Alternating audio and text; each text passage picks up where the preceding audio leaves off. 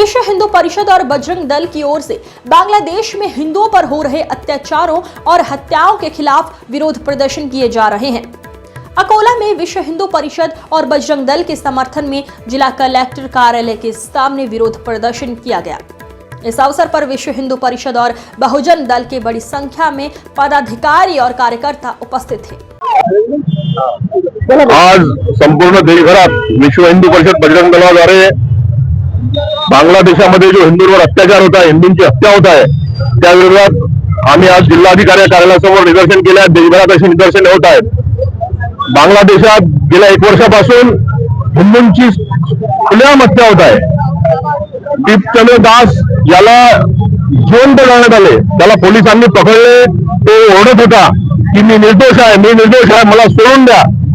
त्याला पोलिसांनी जिहादी हिंसाचार करणाऱ्या गर्दीच्या हातात दिले। इथे गुन्हा केला नाही, मला माफ करा, मला सोडून द्या।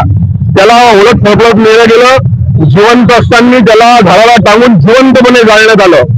ही जी घटना घडली ही अत्यंत हे आहे। या घटनेने सर्व हिंदू समाज आक्रोशित झालेला आहे। ही निंदनीय घटना आहे। यामुळे संपूर्ण देशभरात विश्व हिंदू परिषद बजरंग दलाद्वारे आंदोलन केले जात आहे। आणि मला त्या ठिकाणी हीच मागणी आहे की बांगलादेशामध्ये हिंदूंसाठी वेगळा भाग देण्यात यावा, हिंदूंना त्या ठिकाणी सुरक्षित करण्यात यावं, यासाठी आम्ही संपूर्ण देशभरात आंदोलन करत आहोत। त्या ठिकाणी सर्व विश्व हिंदू परिषद बजरंग दल आणि सर्व हिंदू संघटनांनी जमा झालो। या ठिकाणी आम्ही मोहम्मद युनूस आणि बांगलादेश हिंसाचाराचा पुतळा जाळला आणि जिल्हाधिकारी कार्यालयासमोर आम्ही निदर्शने केली आहेत।